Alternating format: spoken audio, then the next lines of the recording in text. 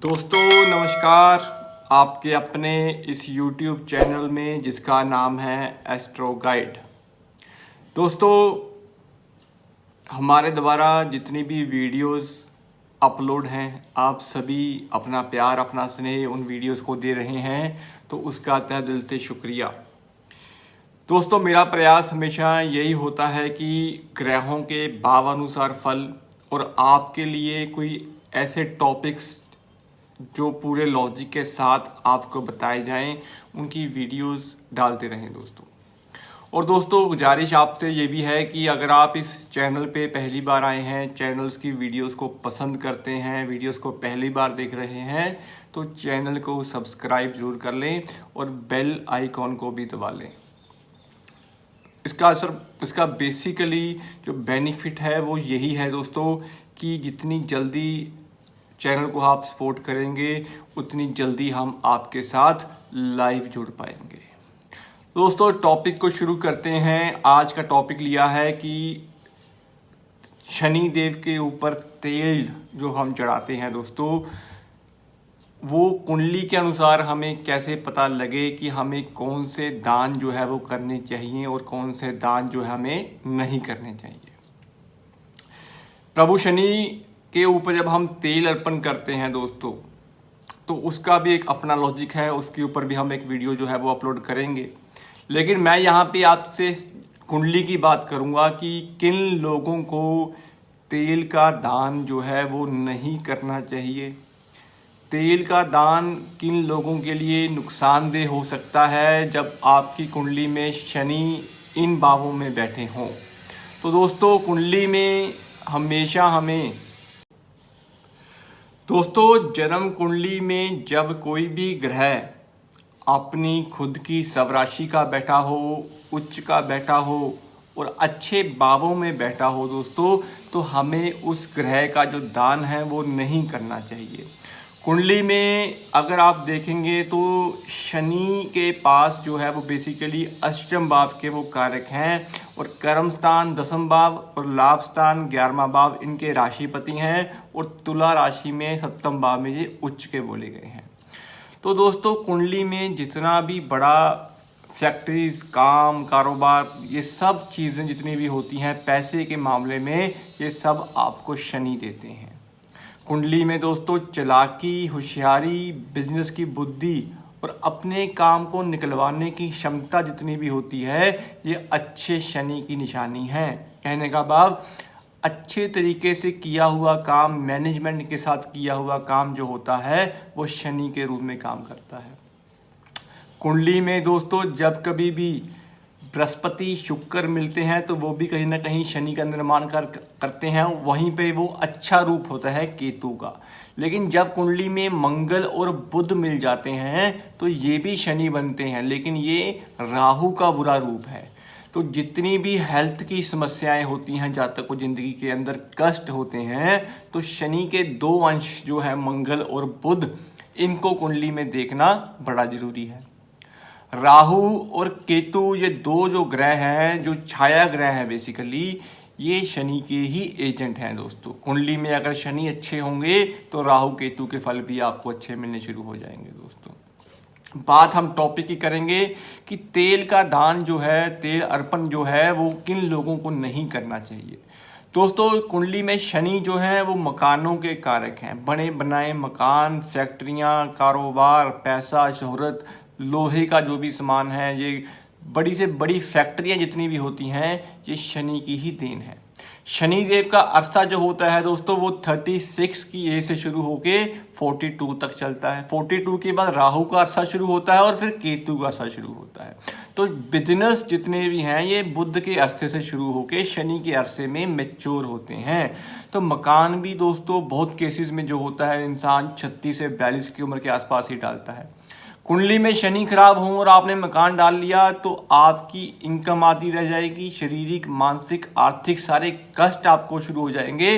तो जब कुंडली में शनि अच्छे हों तो तेल का दान नहीं करना है। कुंडली में शनि देव अगर आपकी जन्म कुंडली में सप्तम भाव में बैठे हुए हैं दोस्तों, सातवें भाव में आपकी किसी भी राशि में शनिदेव बैठे हुए हैं दोस्तों, मैं यहाँ पे काल पुरुष की बात ही करूँगा, मैं राशि की बात नहीं करूँगा। सप्तम भाव में शनि का बैठना आपको लाखों की इनकम देता है दोस्तों। कहने का मतलब अगर आप एक गरीब घर में भी पैदा हो जाएं, कहने का भाव आपके अंदर वो क्षमता ना हो कुछ करने की, या किसी भी तरीके से आप अपने काम में निष्फल हो रहे हों, तो जैसे ही शनि की एज 36 साल शुरू होगी, 36 से 42 का जो अरसा होगा, शनि कुंडली में सप्तम भाव में बैठे हैं और आपने शनि देव को अच्छा रखा हुआ है। कैसे अच्छा रखेंगे? नॉन वेज, ड्रिंक, मांस, मच्छी, मदिरा, इन चीज़ों का सेवन नहीं कर रहे हैं और शनि का दान नहीं कर रहे हैं, तो ये आपको लाखों की इनकम जो है वो देने का क्षमता रखता है। अगर आपके पास मकान नहीं है दोस्तों, मकान बनाने की कोशिश कर रहे हैं, मकान बन नहीं रहा है, इनकम जुड़ नहीं रही है, तो सप्तम शनि वाले को कभी भी टेंशन लेने की बात नहीं होती। सप्तम भाव का शनि आपको बने बनाए मकान जरूर देगा ही देगा। सप्तम भाव में जब शनि बैठे हों दोस्तों, तो यहाँ पे आपको तेल का दान जो है वो नहीं करना चाहिए, बिल्कुल ना करें। मोस्टली केसेस में दोस्तों शनि अच्छे बैठे होते हैं और आपका व्यापार भी शनि का ही होता है। कहने का मतलब लोहे का व्यापार कर रहे होते हैं, फैक्ट्रियां का काम कर रहे होते हैं, लेकिन जैसे ही आप दान करना शुरू कर देते हैं दोस्तों तेल का, तो शनि की जितनी भी आपके अंदर एनर्जी होती है, पावर होती है, वो सारी कम होनी शुरू हो जाती है, इनकम कम होनी शुरू हो जाती है। तो कहने का भाव सप्तम भाव में बैठे हुए शनि तेल का दान ना करें।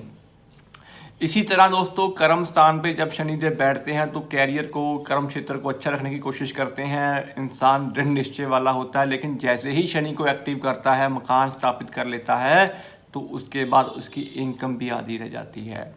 जब तक मकान नहीं बनता तब तक पैसा कमाता है, जिस दिन मकान शनि को स्थापित कर लेता है उसी दिन से इनकम आधी रह जाती है। तो दसम भाव के शनि वाले को भी तेल का दान जो है वो नहीं करना चाहिए। लाभ भाव में 11 गुना इनकम देने की क्षमता रखते हैं शनि।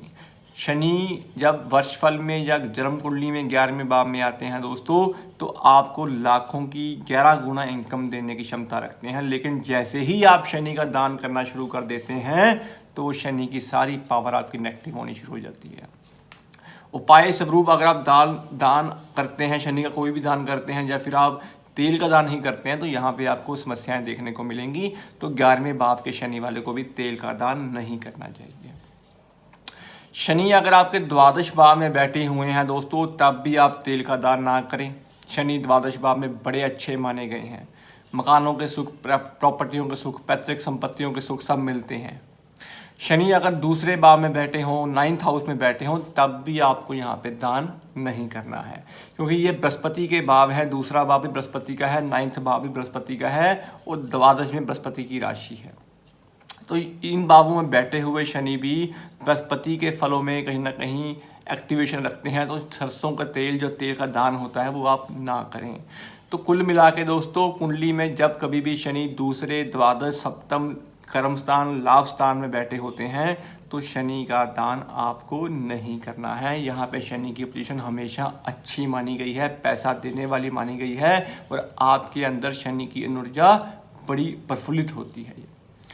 जब कभी शनि नीच के हों, लगन में नीच के होते हैं, तो खुल के दान करें, कोई इशू नहीं होता।